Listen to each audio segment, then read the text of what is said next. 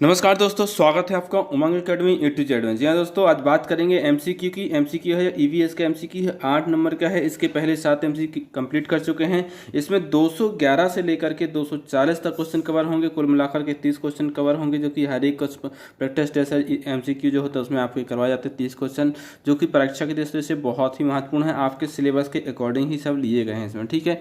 आप लोगों को बता दूँ, जो एमपी टेट का जो मैथ है उसके जो चौथा पार्ट कंप्लीट होने वाला, उसके लिए सिर्फ एक वीडियो आने वाला भाग के ऊपर, और उसके बाद में चारों जो टॉपिक आपके अभी तक हुए हैं उनका एक प्रैक्टिस टेस्ट बनाया जाएगा, जिसमें कम से कम 50 प्रश्न होंगे। वो प्रश्न होंगे उसमें जो अभी तक परीक्षा में पूछे गए हैं, तो वो देखना ना भूलिए, ठीक है। अभी बात करें अपन एमसीक्यू, तो सबसे पहले इसमें क्या है, पहला क्वेश्चन दिया हुआ है इसमें, ऐतिहासिक स्मारकों को क्षति किसके कारण पहुंचती है। ये ऐतिहासिक जो इमारतें होती हैं, जैसे ताजमहल हो गया या फिर बहुत सारे कुतुब मीनार है, बहुत सारी ऐतिहासिक इमारतें होती हैं, इनको क्षति किसके कारण, केवल NO2 के कारण, केवल कार्बन डाइऑक्साइड के कारण, या फिर केवल कार्बन मोनोऑक्साइड के कारण, या केवल N एवं S के ऑक्साइड एवं वाष्पन के कारण।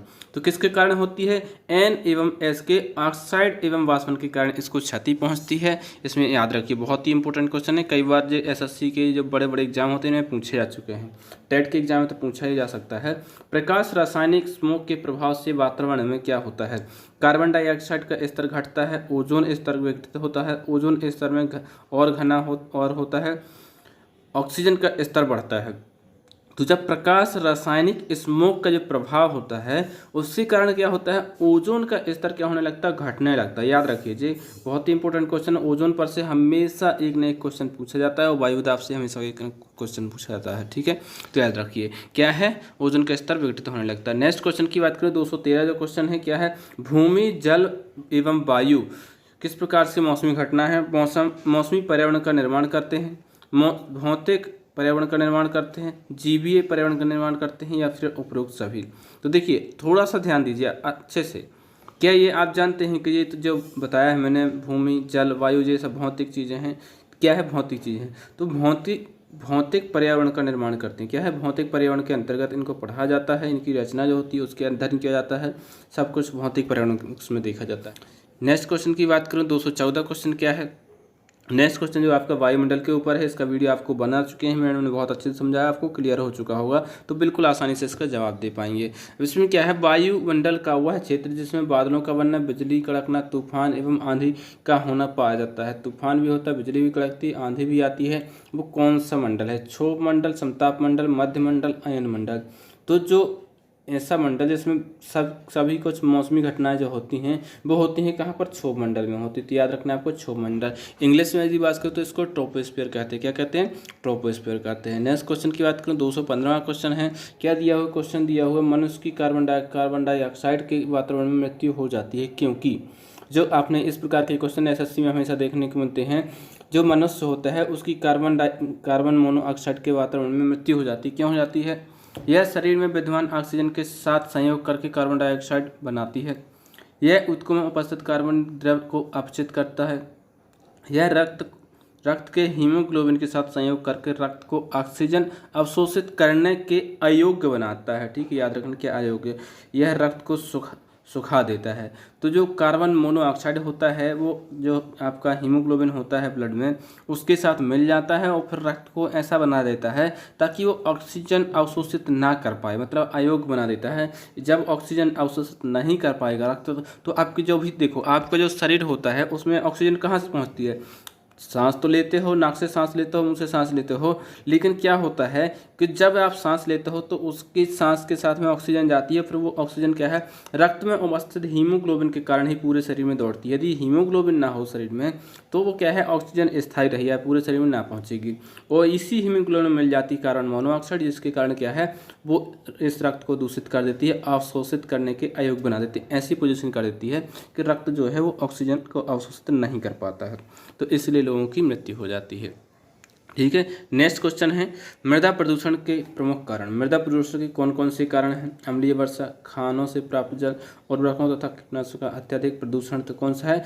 उपरोक्त सभी। ये मृदा प्रदूषण के सभी कारण हैं, जो कि बहुत ही महत्वपूर्ण कारक हैं, जिसमें से हमेशा मृदा प्रदूषित होती रहती है, ठीक है। नेक्स्ट क्वेश्चन की बात करूँ आगे, क्या दिया हुआ है, हैदराबाद में स्थित हुसैन सागर, हैदराबाद में स्थित हुसैन सागर झील किस जीव की वृद्धि से नष्ट हुई है। इसको देखो, एक और क्वेश्चन इसमें से पूछा जाता है, तो जो पश्चिम बंगाल है, पश्चिम बंगाल के ऊपर क्वेश्चन पूछा जाता है कि वहाँ पर जो है जलीय जीव है, जलीय जो वहाँ पर है जलीय क्षेत्र है, उसमें उसका प्रकोप कहा जाता है। तो हैदराबाद में जो हुसैन सागर झील है, पहला क्वेश्चन तो यही है कि हुसैन सागर झील कहाँ पर है, तो हैदराबाद में है। किसकी वृद्धि के कारण नष्ट हुई है, तो लेमा, हाइड्रिला, मगरमच्छ या फिर जलकुंभी। तो जलकुंभी एक ऐसा पौधा है जो कि जल में होता है, लेकिन क्या है पूरे जलीय उसको खत्म कर सकता है, इतनी उसके पास क्षमता होती है, इतनी वृद्धि होती है उसकी। तो जलकुंभी के कारण क्या है, वृद्धि नष्ट हुई है इसकी। ठीक है, नेक्स्ट क्वेश्चन की बात करूँ, क्वेश्चन नंबर 18 दिया हुआ है, अत्याधुनिक काल में निम्नलिखित में से कौन सा प्रदूषण का कारण है। अत्याधुनिक काल मतलब जो आज का समय है आधुनिक काल में, इसमें सबसे ज़्यादा प्रदूषण का कारण क्या है, गंदी नाली, रेडियोधर्मी प्रदूषण, ध्वनि या फिर धुआं। तो इसके सबसे ज़्यादा क्या है, इस समय वर्तमान में सबसे ज़्यादा रेडियोधर्मी प्रदूषण होता है। आप देखते हैं कि मोबाइल है, रेडिएशन होती है, टावर होते हैं, इतने सारे कई प्रकार की जो रेडियो एक्टिविटी होती है, जाँच होती हैं, सोनोग्राफी होती है, अल्ट्रासाउंड होते हैं, बहुत सारी जो जांचें होती हैं उसमें रेडियोधर्मी प्रदूषण के माध्यम से बहुत सारी चीज़ें जो हैं तो पहले मैन्युअली बनाई जाती है, आजकल रेडियोधर्मी प्रदूषण के माध्यम फिर किरणों के माध्यम से बनाई जाती है, जिससे रेडियोधर्मी प्रदूषण होता है। नेक्स्ट क्वेश्चन है 219वां क्वेश्चन है, त्वचा कैंसर की दर में वृद्धि का प्रमुख कारण है। यदि त्वचा कैंसर की वृद्धि हो रही है तो उसका कारण क्या है। पहले तो त्वचा कैंसर इतना ज़्यादा नहीं होता था लोगों को, लेकिन यदि अब हो रही तो उसका कारण क्या है। खाद्य पदार्थों में मिलावट, जल प्रदूषण, प्रकाश, दृश्य प्रकाश में पराबैंगनी किरणों की वृद्धि या फिर अपरोक्ष सभी। दोस्तों आपसे रिक्वेस्ट है, यदि आपने चैनल को सब्सक्राइब नहीं किया तो सब्सक्राइब कर लें, साथ ही साथ उसका जो बेल आइकन है उसको प्रेस कर लें, ताकि जैसी वीडियो डलेगा उसका नोटिफिकेशन आपको मिल जाएगा। यदि आपने वीडियो को अभी तक लाइक नहीं किया तो लाइक कर दें, और आपको एक क्वेश्चन पूछा जाएगा तो क्वेश्चन का आपको जवाब देना है, कमेंट बॉक्स में कमेंट करके जवाब जरूर दीजिएगा। इस वीडियो में पूछा जाएगा एक क्वेश्चन, इस क्वेश्चन का आंसर क्या होगा, इस क्वेश्चन का जो होगा ऑप्शन सा, दृश्य प्रकाश में पराबैंगनी किरणों की वृद्धि के कारण जो है त्वचा कैंसर होता है। अब इसमें मुख्य रूप से बात करें, ओजोन परत जो होती है समताप मंडल में, वो पराबैंगनी किरणों को रोकती है, वो जीवन रक्षक गैस के नाम से उसको जाना जाता है। और डाप्सन जो होते हैं, डाप्सन से ओजोन परत की मोटाई जो है वो नापते हैं। ठीक है, तो इस प्रकार से क्वेश्चन पूछे जाते हैं आपसे। नेक्स्ट क्वेश्चन, धरती पर शुद्ध पानी की मात्रा कितनी होती है, शुद्ध मात्रा है कितनी है, शुद्ध पानी की मात्रा। वैसे तो 100% पानी रहेगा, जो पृथ्वी का पूरा क्षेत्रफल है उसमें से 71% भाग पर क्या होता है, पानी होता है, 29% भाग पर क्या होता है, केवल स्थल होता है। ठीक है, तो पानी बहुत ज़्यादा है, लेकिन शुद्ध पानी कितना है उसमें से 97%, 2.5%, 10% या फिर 5%। तो शुद्ध पानी की जो मात्रा है वो कितनी है, 2.5% होती है पूरी पृथ्वी पर। सोचो 71% जो पृथ्वी है उसमें क्या है, जल है, उसके 71% में से सिर्फ क्या है, 71% को 100% मान करके फिर 2.5% क्या है, शुद्ध जल होता है, उसमें भी पीने योग्य पूरा नहीं होता है यह। ठीक है, नेक्स्ट क्वेश्चन जो है आपका, जेट विमानों से उत्सर्जित प्रदूषक है, जेट विमानों से उत्सर्जित प्रदूषक क्या है बताइए। बहुत अच्छा क्वेश्चन है, इसमें से क्वेश्चन दो प्रकार से पूछा जाता है। जेट विमान से उत्सर्जित प्रदूषक कौन सा है, धुआं, एरोसोल, कोहरा या फिर धूम कोहरा। तो क्या है, एरोसोल जो है जेट विमानों से उत्सर्जित क्या है, प्रदूषक है। इसमें एक और क्वेश्चन पूछा जाएगा आपसे कि जो एरोसोल है वो क्या है, तो क्या है, एक वायु में उपस्थित क्या है, ठोस कण है जी, क्या है, ठोस कण है, याद रखना ठोस कण है जी। इसको कई बार क्वेश्चन पूछा जाता है कि क्या है, तो ये क्या है, ठोस कण है या फिर ठोस अपशिष्ट कहे जा सकते हैं। ठीक है, नेक्स्ट क्वेश्चन है, कौन सा अम्लीय मिट्टी में संबंधित है, अम्लीय मिट्टी से संबंधित, कौन सा अम्ल मिट्टी से संबंधित है। क्वेश्चन है कौन सा अम्ल मिट्टी से संबंधित है, ह्यूमिक अम्ल, गंधक अम्ल, एसिटिक अम्ल, नाइट्रिक अम्ल। तो कौन सा अम्ल है जो कि मिट्टी से संबंधित है, वो है ह्यूमिक अम्ल। ह्यूमिक अम्ल जो है वो मिट्टी से संबंधित है। इसमें याद रखने वाली बात ज़्यादा कुछ है नहीं, क्योंकि जो आप जानते हैं कि ह्यूम मतलब क्या होता है, ये जो केंचुए होते हैं वो ह्यूमिक का उत्पादन करते हैं, मिट्टी को भुरभुरा बनाते हैं, तो ह्यूमिक अम्ल होता है उसी का कारण करते हैं। ठीक है, आगे बात करें 1-23 जो क्वेश्चन है, भारत में वन संरक्षण कानून किस वर्ष बना था, भारत में वन संरक्षण कानून किस वर्ष बना था। यदि आपके टॉपिक में यदि पर्यावरण है और या फिर आपके टॉपिक में भूगोल है या फिर जनरल नॉलेज की बातें हैं, तो इस प्रकार के क्वेश्चन आपसे हमेशा पूछे जाते हैं पर्यावरण की दृष्टि से। ठीक है, तो कब बना था, 1950, 1960, 1970 या फिर 1980। तो भारत में वन संरक्षण कानून की जो स्थापना की गई थी वो की गई थी कि 1980 में इसको बनाया गया था। कब बनाया गया था? 1980 में इसको बनाया गया था। कब? 1980 में। जल संरक्षण संभव है, जल संरक्षण के बारे में क्वेश्चन दिया है। जल संरक्षण संभव कैसे संभव है इसको बताइए कि जल संरक्षण कैसे संभव? मृदा अपरदन पर नियंत्रण से, वृक्षारोपण एवं पुनः वनीकरण से, या फिर पानी की व्यर्थता को रोकना, या फिर उपयुक्त सभी। तो जल संरक्षण तभी संभव है जब ये सभी के सभी कार्य किए जाएं, इसलिए उपयुक्त सभी, ये इसका ऑप्शन क्या हो जाएगा? सही हो जाएगा। नेक्स्ट क्वेश्चन जो है, प्राकृतिक रेडियोधर्मिता की खोज किसने की थी, या फिर किसने करने वाले का वैज्ञानिक का नाम बताना है आपको। तो प्राकृतिक रेडियोधर्मिता की खोज की थी किसने की थी? मैरी क्यूरी ने, या फिर पियरे क्यूरी ने, या फिर हेनरी बैकबेरल ने, या फिर ड्यू ने। तो किसने की थी? हेनरी बैकबेरल ने रेडियोधर्मिता की खोज की थी। याद रखिए, क्वेश्चन को बहुत अच्छा क्वेश्चन है। इस प्रकार से क्वेश्चन पूछे जाते हैं खोज पर आधारित भी, ठीक है। नेक्स्ट क्वेश्चन है बीमारी के ऊपर है। मिनी माता रोग होता है, जो मिनी माता रोग होता है वो किसके कारण होता है? पेट्रोलियम पदार्थ के दहन से, जल में नाइट्रेट की अधिकता से, जल में मरकरी के प्रदूषण से, या फिर जल में कैल्शियम की कमी से। तो जो मिनी माता रोग होता है वो जल में नाइट्रेट की अधिकता के कारण होता है। यदि जल में नाइट्रेट की अधिकता है, उस जल को अपन उपयोग करते हैं, उपयोग में लाते हैं, तो मिनी माता रोग होने के चांसेस बहुत ज़्यादा बढ़ जाते हैं। नेक्स्ट क्वेश्चन की बात करूं, 227वां क्वेश्चन है, जल प्रदूषण को मापने के लिए कौन सा परीक्षण ली जाती है। ये क्वेश्चन बहुत ही अच्छा क्वेश्चन है और इसका मैं आपको शॉर्ट फॉर्म बता देता हूँ। क्या?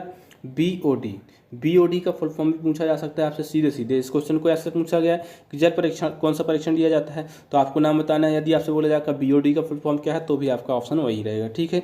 तो क्या है? बायोमेडिकल ऑक्सीजन डिमांड, या फिर बायोकेमिकल ऑक्सीजन डिमांड, या फिर बायोमैकेनिकल ऑक्सीजन डिमांड, या फिर इनमें से कोई नहीं। तो जो जल प्रदूषण को मापने के लिए कौन सा परीक्षण होता है? BOD परीक्षण होता है। BOD का पूरा फुल फॉर्म क्या होता है?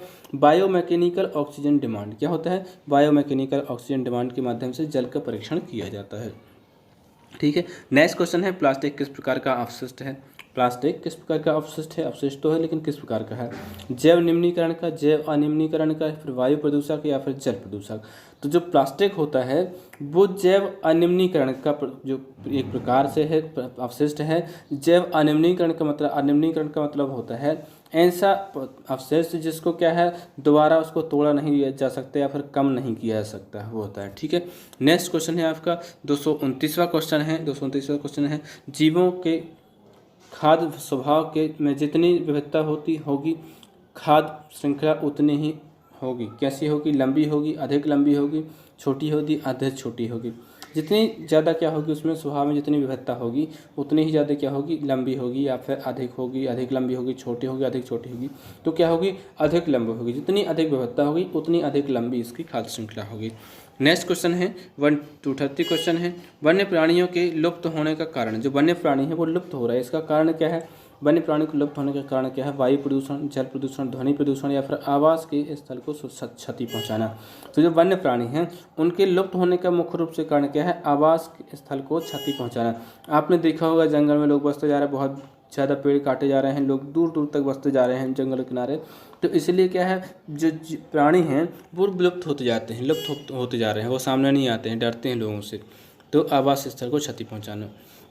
नेक्स्ट क्वेश्चन है, जेट वायुयान से कौन सा प्रदूषक निकलता है? जेट वायुयान जो होते हैं उससे कौन सा प्रदूषक निकलता है? SO2, CO2, CFC, या फिर CCl4। क्या होता है? तो जो जेट वायुयान होते हैं उससे CFC का क्लोरोफ्लोरोकार्बन जो है वो निकलता है इससे। तो याद रखिए, इसमें से क्वेश्चन हमेशा पूछे जाते हैं साइंस की दृष्टि से।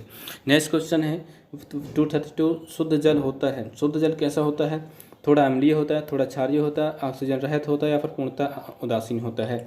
तो शुद्ध जल जो होता है वो पूर्णतः उदासीन होता है, ना तो वो अम्लीय होता है ना वो क्षारीय होता है। आप देखते हैं कई बार जब आपने देखा होगा, टेस्ट किया होगा पानी, कहीं दूसरी जगह का पानी अलग स्वाद का होता है, आपके वहाँ का अलग होता है। तो वो क्या होता है, उसमें अम्लीयता की कारण कहीं पर क्षारीय होता है, कहीं पर अम्लीय होता है। लेकिन जो शुद्ध जल होता है, बिल्कुल शुद्ध जल होता है, वो तो ना तो उदासीन होता है, वो पूरी तरह से उदासीन होता है, ना क्षारीय होता है ना अम्लीय होता है, ठीक है, बीचों बीच का होता है। नेक्स्ट क्वेश्चन है बहुत ही इंटरेस्टिंग क्वेश्चन है, और यदि आपने वीडियो देखा होगा, शुरुआत के वीडियो देखे होंगे, श्वसन के ऊपर वीडियो बनाया गया था एक, ठीक है, श्वसन के बारे में, तो आपको पता होगा कि इसका सही उत्तर क्या होगा। श्वसन क्रिया के दौरान बाहर निकली वायु में कार्बन डाइऑक्साइड गैस की मात्रा होती है। कितनी होती है? 4%, 8%, 12%, 16%। यदि आप ऑक्सीजन वो सांस लेते हैं तो 100% गैस लेते हैं। 100% गैस में से आप 20% जो है वो ऑक्सीजन गैस लेते हैं। कितनी लेते हैं? 20% ऑक्सीजन गैस लेते हैं। अब वो 20% जो गैस लेते हैं, 20% जो गैस लेते हैं उसमें कितने प्रतिशत जो होती है वो कार्बन डाइऑक्साइड गैस की मात्रा होती है जो बाहर निकलती है। 20% ऑक्सीजन गैस लेते हैं, उसमें से 4% जो है ऑक्सीजन गैस यूज हो जाती है। कहाँ पर? शरीर में यूज हो जाती है। तो उस 4% गैस की जगह पर 4% वहाँ पर क्या है? कार्बन डाइऑक्साइड उसमें मिल जाती है। तो 4% क्या है? कार्बन डाइऑक्साइड निकलती है और 16% आपकी ऑक्सीजन निकलती है। यदि आप 20% ऑक्सीजन शरीर में ग्रहण करते हैं सांस लेने के लिए, तो 4% में वो क्या हो जाती है? कार्बन डाइऑक्साइड के रूप में परिवर्तित हो जाती है। बाकी का 16% वो स्वयं की जैसे कि तैसे वो बाहर निकल आती है। यानी कि कहने का मतलब मेरा है कि जब आप सांस लेते हैं तो 20% ऑक्सीजन लेते हैं सांस के रूप में, उसमें से 4% ही अपना शरीर जो है ऑक्सीजन उपयोग करता है। सिर्फ 4% ऑक्सीजन अपना शरीर क्या करता है? उपयोग करता है। बाकी की 16% ऑक्सीजन और 4% उसके साथ में कार्बन डाइऑक्साइड बाहर निकालता है। तो इसका सही उत्तर होगा वो कौन सा होगा? आ होगा। ये क्वेश्चन कई बार कंफ्यूज कर देता है और कई बार आपको चकरा देता है कि आखिर सही जवाब इसका होगा क्या। तो याद रखिएगा, अभी ये थ्योरी आपकी समझ में आ गई होगी, अब इसके बाद आप नहीं भूलने वाले हैं। 4%, ठीक है, याद रखिए। नेक्स्ट क्वेश्चन, कार्बन डाइऑक्साइड किस सीमा तक रेडियो सक्रियता को अवशोषित करती है? जो कार्बन डाइऑक्साइड है वो किस सीमा तक रेडियो सक्रियता को अवशोषित करती है? 5.5 से 7 माइक्रोन तक, या फिर 27 माइक्रोन तक, या फिर 8 से 14 माइक्रोन तक, या 2.5 से 3 माइक्रोन तक। तो जो कार्बन डाइऑक्साइड होती है वो 5.5 से 7 माइक्रोन तक की जो रेडियो सक्रियता होती है उसको अवशोषित कर लेती है। ठीक है, नेक्स्ट क्वेश्चन है, बहुत ही अच्छे अच्छे क्वेश्चन मैंने सिलेक्टेड क्वेश्चन दिए हैं जो कि आपकी परीक्षा में हमेशा पूछे जाते हैं और पूछे जाने की संभावना है। आवासीय क्षेत्रों के लिए ध्वनि की श्रव्य सीमा कितनी होनी चाहिए? अब क्वेश्चन दूसरे प्रकार से पूछा जा सकता है कि ध्वनि प्रदूषण जो होता है कितने से अधिक होता है, या फिर कम जो होता है ध्वनि प्रदूषण की श्रेणी में नहीं आता है, सामान्य ध्वनि होती है। तो इस प्रकार से भी क्वेश्चन पूछा जा सकता है। 45 डेसीबल, 65 डेसीबल, 75 डेसीबल, या फिर 110 डेसीबल। तो जो ध्वनि, जो श्रव्य ध्वनि सीमा जो होती है या फिर सामान्य ध्वनि कहें तो वो कितनी होती है? सिर्फ 45 डेसीबल होती है। कितनी होती है? 45 डेसीबल होती है। याद रखिए, बहुत अच्छा क्वेश्चन है। 75 डेसीबल है जो कि क्या होता है? उच्च शोर माना जाता है, प्रदूषण माना जाता है। और 110 डेसीबल तो सिर्फ वही जीव जंतु सुन सकते हैं, जैसे कुत्ते उत्ते होते हैं जो बहुत तेज आवाज़ सुन सकते हैं। मनुष्य तो ये सुन ही नहीं सकता है, ठीक है, कान के पर्दे फट सकते हैं इससे। नेक्स्ट क्वेश्चन है, मोटर गाड़ियों से निकलने वाले धुआं में किस तत्व की उपस्थिति के कारण दिमागी बीमार होती है? दिमागी बीमार होती है, ठीक है, बीमारी होती है, ठीक है, बीमारी लिखना था। तो मोटरसाइकिलों से निकलने वाले धुएं में कौन से तत्व होते हैं? ऐसा लेड होता है, SO2 होता है, NO2 होता है, SG होता है। तो क्या होता है? लेड जो होता है जिसको PV बोलते हैं, क्या बोलते हैं? PV बोलते हैं। इसकी उपस्थिति के कारण क्या होता है? जो मनुष्य होता है उसके दिमागी बीमार हो जाता है, उसका मतलब मानसिक रूप से वो बीमार होने लगता है। नेक्स्ट क्वेश्चन की बात करें, जल प्रदूषण स्तर को बताने वाला सर्वाधिक सामान्य सूचक जीव कौन सा है? तो कौन सा है? ई कोलाई, या फिर पी टाइफी, या फिर सी विवरियो, या फिर पी फैल्सीफेरम। तो क्या है? पी फैल्सीफेरम तो एक प्रकार से मलेरिया का प्रकार है, लेकिन जल प्रदूषण स्तर को बताने वाला सामान्य जो सूचक जीव है वो कौन सा है? ई कोलाई है। कौन सा है? ई कोलाई जो है कि बिल्कुल सामान्य रूप से बताता है। दोस्तों, आपसे रिक्वेस्ट है कि वीडियो का अपने दोस्तों से शेयर कर दें। आप लोगों के कुछ कमेंट बहुत अभी कम हो गए हैं, बहुत ज़्यादा नहीं आते हैं, तो आप लोग कमेंट करते रहिए। क्वेश्चन आपसे पूछे जाते हैं उसमें से आप कमेंट करते रहिए। सुपोषण किसके अधिकता के कारण होता है? एक सुपोषण होता है, एक तो कुपोषण होता है, एक सुपोषण होता है। मतलब सुपोषण का मतलब है यदि कोई चीज़ आप अधिक खा लेते हैं तो उसके कारण भी बीमारी हो जाती है। तो फास्फेट है, मरकरी है, नाइट्रोजन है, या फिर सीसा है। तो जो सुपोषण होता है वो किसकी अधिकता के कारण होता है? सुपोषण जो होता है नाइट्रोजन की अधिकता के कारण होता है। यदि आप अपने शरीर में नाइट्रोजन की अधिक मात्रा लें, बहुत ज़्यादा अधिक मात्रा लेंगे, तो वो आपके क्या शरीर में क्या है? सुपोषण मतलब अधिकता हो जाएगी उसकी, ठीक है। नेक्स्ट क्वेश्चन है, कार्बन डाइऑक्साइड के वातावरण में लोग की मृत्यु हो जाती है। जो कार्बन डाइऑक्साइड होती है उसमें क्यों उसके वातावरण में लोगों की मृत्यु हो जाती है? कार्बन डाइऑक्साइड के वातावरण में क्यों होती है? उसका कारण क्या है? ऑक्सीजन नहीं मिल पाती, दम घुट जाता है, यह एक विषैली गैस है, या फिर इनमें से कोई नहीं। तो कार्बन डाइऑक्साइड जहाँ पर होती है तो वहाँ पर क्या है? ऑक्सीजन नहीं मिल पाती है, इसलिए लोगों की क्या है? मृत्यु हो जाती है। नेक्स्ट क्वेश्चन है, व्यंजक चूर्ण के ऊपर पूछा गया है कि यदि व्यंजक चूर्ण को हवा में खुला छोड़ दिया जाए तो क्या होता है? इसके पहले मैं इसका जवाब बताऊं, आपको एक क्वेश्चन पूछ लेता हूं। क्वेश्चन है कि आपने देखा होगा कि जब भी लोग प्लेन में सफ़र करते हैं तो कहीं उनके कान से खून आता है और कान से कहीं उनके कान दर्द देते हैं, या फिर उनके जेब में यदि पेन है तो पेन की स्याही निकल जाती है। तो क्यों ऐसा होता क्यों है? वायु दाब ऊपर जाने से क्या होता है, जैसे आप पृथ्वी से ऊपर जाते हैं तो वायु दाब अधिक होता है या फिर वायु दाब कम होता है? बस वायु दाब का वीडियो आपने देखा होगा तो बिल्कुल आसानी से इसका जवाब देंगे, क्योंकि वायु दाब आपको ऑप्शन में देना है वायु दाब कम होता है या फिर वायु दाब अधिक होता है, इसीलिए वहाँ पर पेन की जो स्याही निकल जाती है या फिर कानों से खून आने लगता है, कान में दर्द होने लगता है या फिर उल्टियाँ भी होने लगती हैं। तो इसका जवाब आप मुझे कमेंट बॉक्स में कमेंट करके दीजिए, ठीक है। अब नेक्स्ट क्वेश्चन, इसका जो आंसर है, ऑक्सीजन क्रमशः समाप्त हो जाती है या उसकी क्लोरीन क्रमशः समाप्त हो जाती है, वह नीले रंग का हो जाता है, वह गहरे भूरे रंग का हो जाता है। जो विरंजय चूर्ण है उसके यदि हवा में खुला छोड़ दिया जाए तो उसकी क्लोरीन क्रमशः क्या हो जाएगी, समाप्त हो जाएगी। क्लोरीन जो होती है हवा के साथ क्रिया करके उड़ जाती है, तो इसका सही जवाब क्या होगा, बा होगा। दोस्तों आई होप आपको जो वीडियो है पसंद आया होगा। यदि वीडियो पसंद आया है तो लाइक कर दें इसको, आप अपने दोस्तों को शेयर कर दें, और किसी प्रकार के सवाल हैं तो वो कमेंट बॉक्स में कमेंट कर दीजिए, उसका जवाब मैं ज़रूर दूंगा। और साथ ही साथ में जो मैंने क्वेश्चन पूछा है उसका भी आपको जवाब देना है। और यदि आपने चैनल को सब्सक्राइब नहीं किया तो प्लीज़ सब्सक्राइब कर लें, और साथ ही साथ उसका बेल आइकन है उसको प्रेस कर लें, ताकि जैसे ही वीडियो डलेगा उसका नोटिफिकेशन आपको मिल जाएगा। मिलते हैं एक नई वीडियो में, तब तक के लिए नमस्कार।